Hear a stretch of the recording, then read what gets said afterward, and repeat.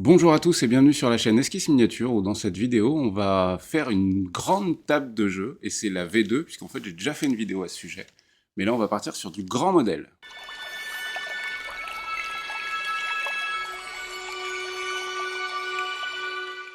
Ne faites pas attention au décor autour de moi, on est dans ma grange, enfin dans mon bar taverne grange. C'est l'endroit le plus propice à faire des travaux sales. D'ailleurs si vous envisagez de faire une table de jeu ou des gros décors qui prennent de la place, je vous invite à essayer de trouver soit quelqu'un qui a une maison où vous pouvez faire ça dans le jardin en été, soit de faire ça dans le garage ou ce genre de choses, parce que ça a tendance à quand même être très salissant, vu qu'on travaille avec de la colle et avec des flocages, on en fout de partout. Ou alors, nettoyez bien derrière, parce que madame va pas être contente. Donc concernant cette grande table de jeu, j'avais déjà fait une vidéo il y a quelques années concernant la réalisation d'une table qui faisait 1,20 m par 90 cm, qui était donc pas très grande. Là, récemment, j'ai envie de jouer, en fait, j'ai envie de me remettre à jouer, puis je suis en train de développer des règles de jeu, et je me rends compte que pour faire des bonnes règles, il faut beaucoup jouer, tout simplement. Et pour ça, j'ai besoin d'une grande table, une vraie table, aux dimensions à peu près standards. Donc là, je suis tombé d'accord, entre guillemets, avec moi-même, sur les dimensions, à savoir 180 par 120. En règle générale, c'est quand même l'étape de jeu les plus utilisées pour les wargames, donc pour les wargames de type Bolt Action, Kings War, Warhammer, que ce soit 9e âge ou autre. Globalement, c'est la table de jeu standard. Évidemment, on a des règles qui ont besoin d'une table bien plus petite, les jeux d'escarmouche, où on va être sur du 120 par 120 ou du 90 par 90. Là, en l'occurrence, je préfère faire grand, qui peut le plus, peut le moins, donc au moins je pourrais jouer à d'autres jeux là-dessus. Ce que je vous propose, c'est qu'on parle un petit peu des matériaux, des différents matériaux qui existent pour réaliser votre table de jeu. Beaucoup de wargamers et de joueurs ont tendance à utiliser le polystyrène, parce que ça a plein d'atouts, et je les comprends complètement. C'est pas du tout une mauvaise idée, au contraire, c'est une très bonne idée. Le premier truc, bon là il est un peu sale, le premier truc déjà, c'est que c'est pas cher. Polystyrène, hein, c'est ce genre de truc, c'est de l'isolant, pour isoler les garages, ce genre de choses que vous pouvez trouver chez Brico, machin. C'est pas cher. Une plaque qui fait 1,20 m par 60, en gros, hein, les dimensions, ça vaut 3, 4 euros, 5 euros. Voilà, entre 3 et 5 euros. Donc en fait, vous vous faites une table de jeu pour 15 euros, puisqu'il vous faudra 3 plaques. Ça a l'avantage aussi de pouvoir être sculpté. C'est-à-dire que vous allez pouvoir faire des ravins, vous allez pouvoir faire des collines, ce genre de choses. Donc ça, c'est quand même vraiment très cool, c'est que c'est facilement sculptable avec un cutter, avec des outils de thermoformage, que ce soit du fil à découper, ce genre de choses. Vous pouvez faire vraiment plein de trucs avec cette matière. C'est vraiment un bijou, cette matière, hein, pour les passionnés de miniatures. Ça a l'autre atout que, en fait, moi, j'ai pas réussi à trouver de grandes plaques, donc qui feraient 180 par 120, dans cette matière. Donc très souvent, les joueurs, ils ont tendance à faire des plateaux découpés au moins en 3 parties, voire en 6 parties. Pour faire un plateau de 180 par 120, en règle générale, vous trouvez 3 plaques de 120 par 60. Et en fait, ils mettent les 3 les unes à côté des autres, et puis voilà, ils ont leur table de jeu. Et en plus, c'est plus facile à stocker, parce que ça aussi, c'est une vraie problématique. Il faut ranger ce bordel, quoi. Donc là, on va les empiler tout simplement, et puis on peut les ranger au-dessus d'un placard, ce genre de choses. Il y en a même qui vont faire des tables de jeu de 180 par 120 en plateau de 60 cm de côté. Encore plus facile à stocker et à ranger. Et puis si vous faites des décors un peu spéciaux sur chaque plaque, vous allez pouvoir modifier votre terrain de base avant le terrain de jeu. Donc ça, c'est la méthode énormément utilisée dans le milieu du wargame, et c'est très justifié, c'est parfaitement logique, mais c'est pas ce que je vais faire dans cette vidéo, parce que je vais vous expliquer pourquoi j'en suis venu à prendre une méga grande plaque, comme vous voyez juste là. Cette grande plaque, donc c'est de l'aggloméré. Pourquoi de l'aggloméré? Parce que c'est le moins cher. On va pas se mentir, en plus les prix du bois en 2021, là, ça explose.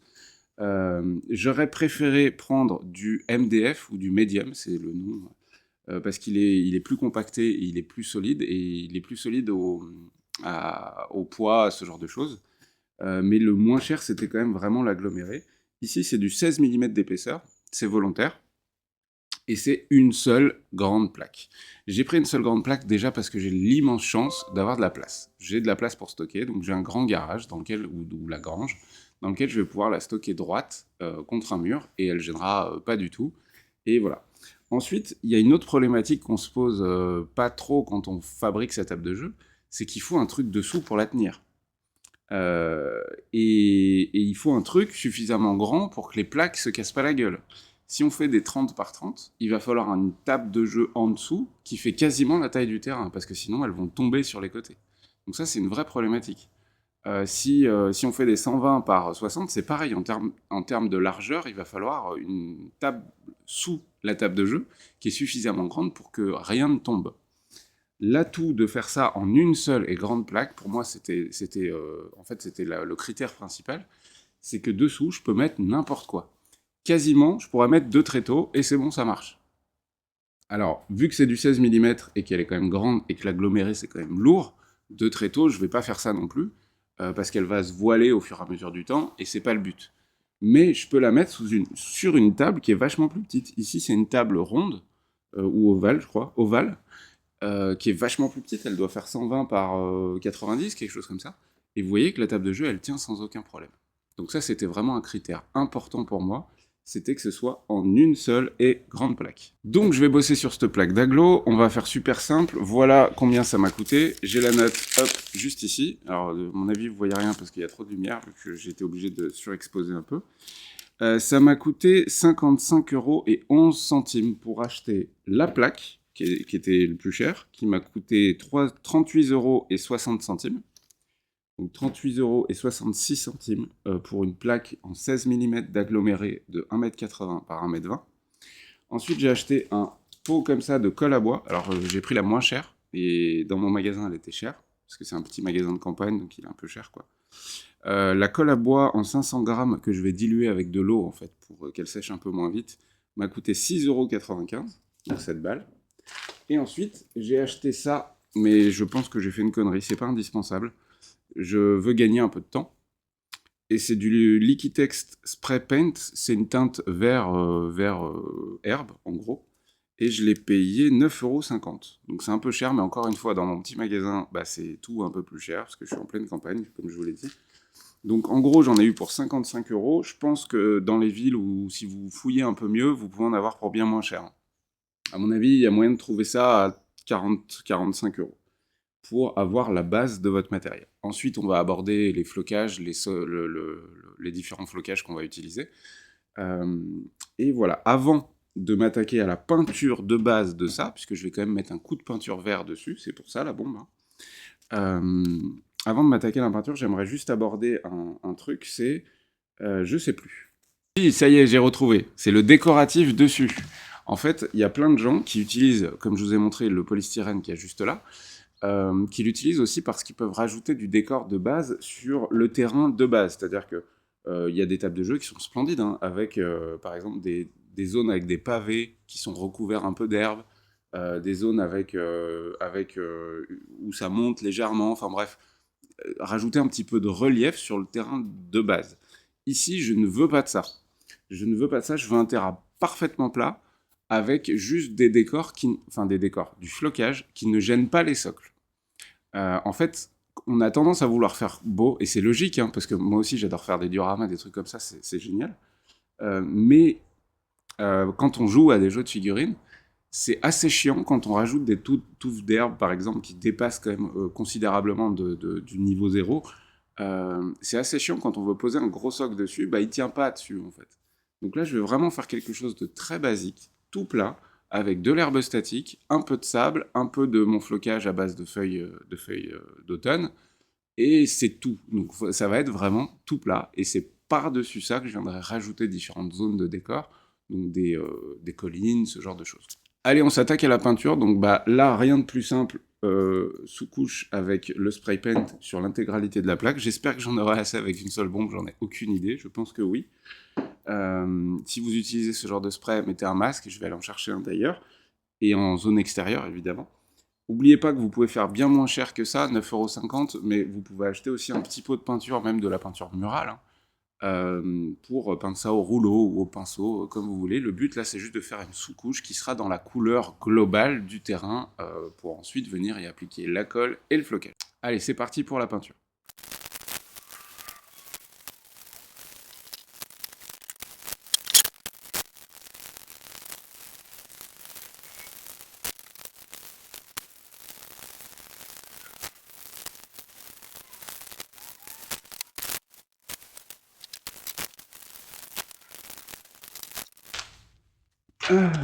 Bon, a priori, j'ai fini ma couche de base de peinture. Comme vous pouvez le voir, c'est irrégulier, forcément, puisque j'ai fait ça à la bombe. Donc on voit à certains endroits qu'il y a des espèces de taches plus foncées que d'autres. Tout ça est vraiment pas très grave, puisque ensuite tout ça va être floqué. Le but était d'avoir surtout une teinte verte qui va, dans les endroits où, avec le temps, le flocage va partir ou ce genre de choses, ça cache un petit peu la misère. J'aurais pu le faire en marron, j'aurais pu le faire dans la teinte en fonction du thème de base de la table, hein, couleur sable, si on veut une table type sable, désert, etc. Là, ça ira très bien. Je vais laisser le temps de sécher. Et puis, ce qu'on va faire après, c'est qu'on va floquer tout ça. Donc, tout ça est fait relativement vite, puisque là, pour la peinture, j'ai dû mettre 8 minutes, en gros. Donc maintenant, ce que je vais faire, c'est que je vais aller chercher mes différents flocages, les différents flocages que je vais utiliser pour faire cette table de jeu. Il va y en falloir un sacré paquet, parce qu'il y a quand même 1,20 m par 1,80 m. Au niveau de la colle, je vais prendre celle-ci. Je vais la diluer fortement, histoire qu'elle sèche pas trop vite. Et je vais l'appliquer avec un méga gros pinceau, histoire de gagner du temps. Parce que la difficulté, ça va être de faire en sorte qu'on ne voit pas les raccords. Les raccords, c'est-à-dire que je vais mettre de la colle, je vais mettre mon flocage, mais je ne peux pas le faire sur toute la table. Ça aura séché à gauche avant que j'ai fini à droite. Donc on va essayer de se démerder un petit peu comme on veut pour qu'on ne voit aucun raccord. Hop, j'ai réuni tout mon flocage. Alors une bonne partie est là. Le flocage que je vais utiliser vraiment le plus, c'est celui-ci. Donc c'est de l'herbe statique. Là, c'est du Warlord Games. Putain, il y a trop de lumière. Bref, c'est de l'herbe statique. Je suis obligé de mettre beaucoup de lumière en fait dans le garage, sinon vous allez voir que dalle. Ça, c'est un petit pot vide dont je me servirai peut-être pour les mélanges. Ensuite, celui que je vais utiliser en plus de l'herbe statique de manière assez importante, c'est celui-ci. Donc celui-là, c'est des feuilles d'automne broyées en plein de morceaux. Ça va rajouter une petite teinte sympa au champ de bataille. Et puis ensuite, j'ai pris aussi un petit peu de sable et ensuite mon flocage bordélique, dans lequel il y a un petit peu de tout. Je vais juste faire attention de ne pas mettre les morceaux de liège comme ça, qui risquent de gêner les socles, comme je vous ai expliqué juste avant. Et on va essayer de faire un petit mix de tout ça pour faire une table de jeu à peu près réaliste. Le truc que je vais utiliser pour pas en foutre de partout et pas perdre trop d'herbes statiques, c'est une passoire. Je vais mettre plein d'herbes statiques dedans et je vais pouvoir secouer comme ça un petit peu au-dessus de la table. Ensuite, un pot, alors de préférence rond. Pourquoi? Parce qu'on peut venir racler le pinceau au fond, tout simplement. Un peu de flotte pour pouvoir diluer ma colle à bois. Et le méga pinceau qui est juste là. Vous voyez, je vais y aller avec du lourd. Et bah c'est parti.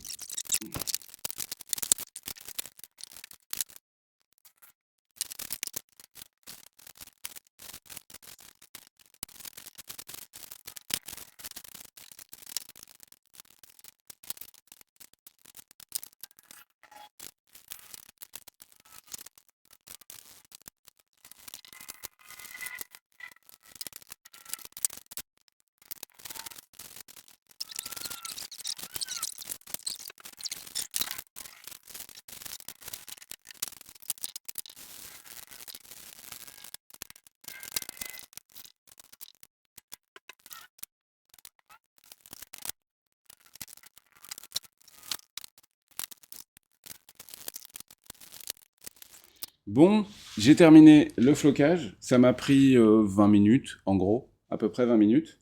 Donc j'ai mis un peu de tout. J'essaie de vous montrer en même temps, mais en fait, c'est la phase ingrate, parce qu'on voit encore le blanc de la colle à bois de dessous.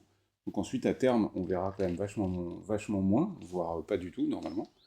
Et du coup, on a un sol assez irrégulier, c'est-à-dire qu'il y a un peu d'herbe statique, il y a un peu de flocage, il y a un petit peu de sable, il y a quelques espèces de petits cailloux, mais vraiment tout petits, puisque je les ai passés à la passoire pour que ça gêne pas les socles. Et j'espère que ça va bien rendre. Je pense que dans l'ensemble, c'est exactement ce que je voulais, à savoir quelque chose de très simple. J'en profite pour vous parler brièvement d'autres techniques, puisque là, ça demande un peu de place, sans compter que ça revient un petit peu cher finalement tout ça. On a déjà plus de 50 € pour la planche, la colle PVA, etc. Si j'avais voulu faire beaucoup plus simple, il existe par exemple les tapis herbes statiques, que vous connaissez forcément, parce que souvent quand on était gamin, on a commencé avec ça. Moi, j'ai commencé avec ça. C'est ces tapis roulés sur lesquels il y a de l'herbe statique, et ensuite, vous le posez par terre pour jouer aux petits soldats, ou alors vous le collez directement sur une grande plaque en bois. Ça vous fait gagner un temps considérable. C'est souvent un peu moins cher, parce que là, j'ai quand même utilisé 2 pots d'herbe statique de chez Warlord Games, qui doivent valoir 12 € l'unité, je crois, quelque chose comme ça, entre 10 et 15 € l'unité. Donc ça rajoute encore du budget. Mais en fait, le truc que je trouvais de défaut de ces tapis, c'est que j'en ai pas trouvé qui fassent un peu irrégulier, c'est-à-dire que c'est souvent de l'herbe statique et c'est tout. Il n'y a pas... En fait, c'est un terrain de golf, votre table de jeu. Et je voulais pas cet aspect-là, je voulais que ce soit un petit peu mixé avec différents flocages. Et ensuite, ces tapis, ils ont tendance avec le temps à perdre énormément leur herbe statique qu'il y a dessus. C'est-à-dire qu'elle va se détacher et au final, on va voir le papier craft qui est en dessous. Et du coup, esthétiquement, c'est pas très joli, ça vieillit pas très bien, selon moi.